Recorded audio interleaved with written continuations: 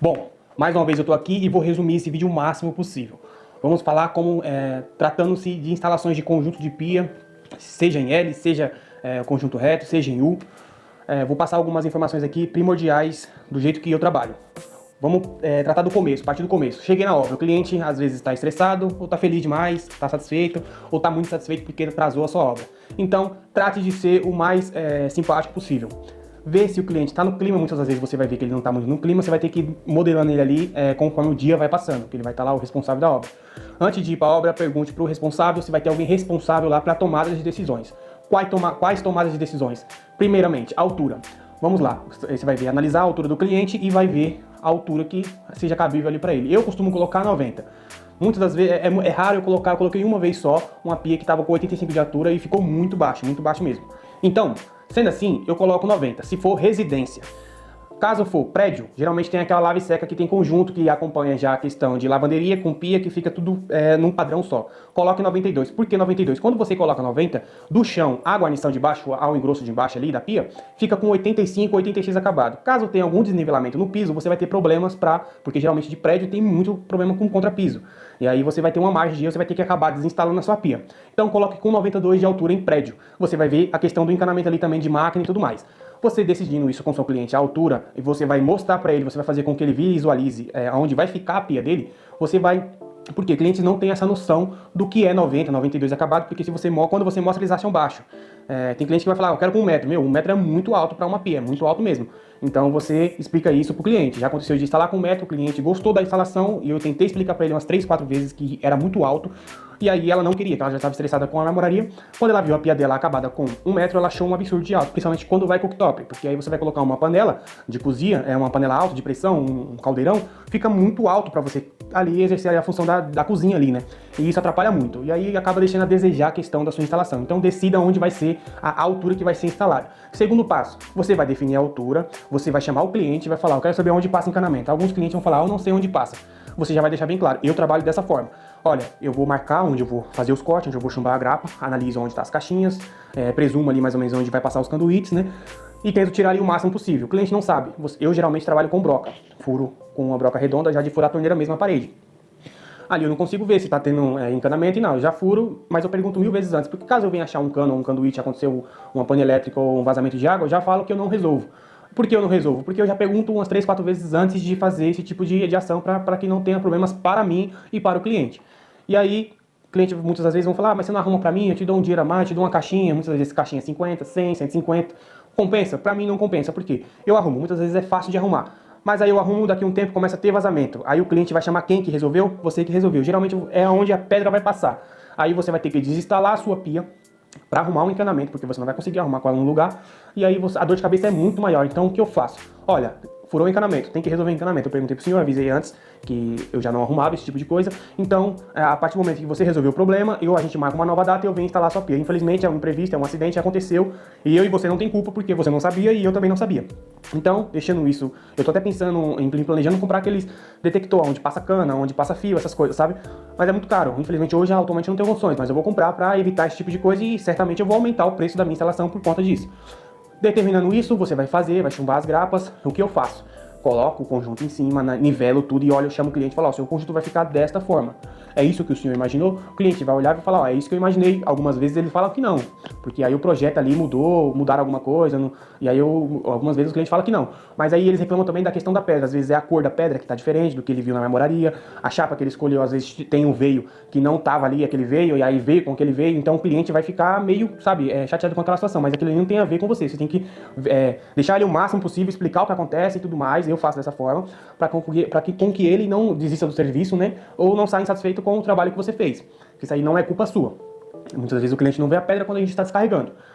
Então, dado essa informação, o cliente aprovou, eu vou lá e começo a colagem da parte seca, parte molhada. Primeiro, parte seca, começa a colar a parte seca. Eu venho nivelando a parte, já estava nivelado, mas eu só venho ajustando, que muitas vezes os calços caem embaixo, a grapa não fica tão firme na parede, e aí venho ajustando a parte seca. Aí vamos para a parte do acabamento. Como é que é a parte do acabamento? O mais fino possível. Frontão geralmente dá muito barriga, por conta de parede, fora de prumo, desnivelada, fora de esquadro e tudo isso. Você vai ajustar da melhor forma possível, para fazer essa instalação ficar o menos cola ali aparente possível.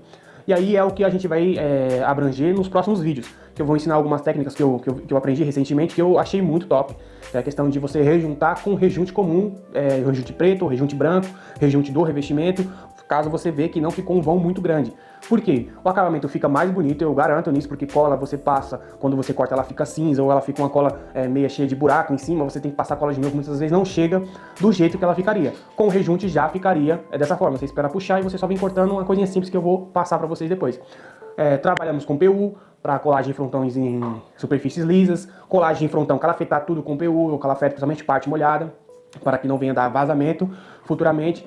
Você instalou as grapas, colocou a pia em cima, colou o frontão secou, rara das vezes a sua pia vai acabar cedendo por conta disso, porque quando o frontão colar, secar, ela vai travar a parte de trás dela, então ela não vai ter muito esse jogo da pia, entendeu? Então, você fez tudo isso bem feito, você não vai ter dor de cabeça. Limpeza, pra mim é primordial e é o que demora. Eu trabalho muito sozinho, é o que demora, juntar as ferramentas, limpar a pedra, limpar o chão. Aconselho, caso for viável para vocês que estão trabalhando, começando agora, pedir para proteger o chão ali, arrumar uma caixa de papelão. Quando é uma pedra muito grande, você deixar já um negócio ali, uns banquinhos, que eu vou mostrar para vocês depois, umas adaptações que eu fiz e tô levando para obra para poder trabalhar da melhor forma possível, para que não deixe a pedra no chão, para não bater quina de pedra, para não bater guarnição, para não bater engrosso embaixo e acabar lascando a pedra e você tem que resolver com cola e não fica um acabamento legal. Uma parte importante, que é quando você for colar a junção de parte seca e parte molhada, você analisar se não vai ficar dente. Muitas das vezes, as marmorarias, elas não testam, então geralmente você troca de chapa. Milo, cala a boca, Milo! Desculpa. Vai ficar um dente em cima e um dente embaixo da guarnição. Então o que você deve fazer? Você tem que abaixar a pedra, refilar a pedra para deixar a parte de cima sem dente, e aí geralmente vai ficar na parte de baixo, e aí você vem com uma lixa a parte de baixo. Só que qual é o problema disso? Geralmente ela vai ficar com uma barriga. Não é culpa sua, então você tem que analisar. Caso isso venha acontecendo constantemente, você venha entrar em contato com a marmoraria e repassar isso. Porque isso é trabalhoso fazer. As pessoas acham que é coisa simples. Muitas vezes os clientes vêm, acham que as pedras vão montadas. Evitar que um cliente olhe isso, porque às vezes eles reclamam, acabam criando um clima chato ali, entendeu? Com relação a isso.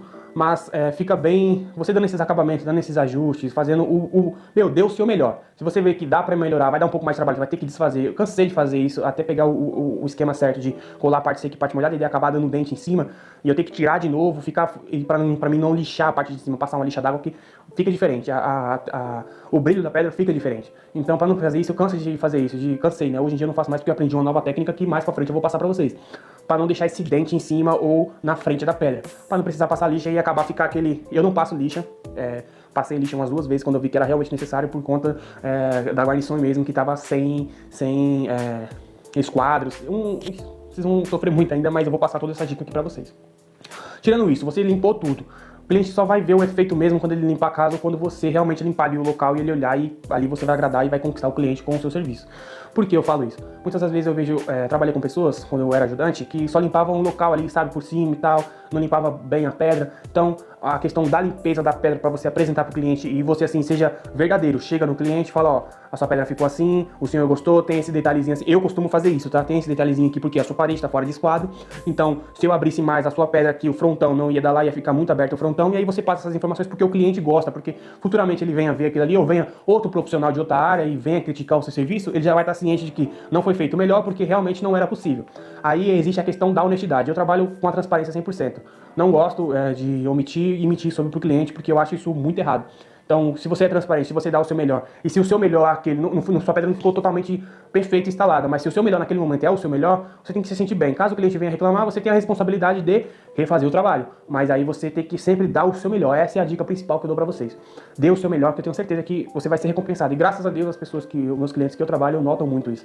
Eu tenho muito zelo em relação a isso, com a questão da pedra, porque querendo ou não, ali é a realização de um sonho. Eu faço parte da realização daquele sonho. Então, se você tá dando o seu melhor e o cliente consegue observar isso sendo naturalidade, se esse é o seu objetivo, você já ganhou um cliente. Muitas vezes você não ganha só um cliente, você ganha um amigo, sabe? Uma pessoa que realmente torce por você, que muitas das vezes a nossa família, a própria nossa família, os amigos que estão próximos estão torcendo contra. Essa é a dica. Vou postar esse vídeo do jeito que ficou, não vou editar. Fica com Deus. É nóis.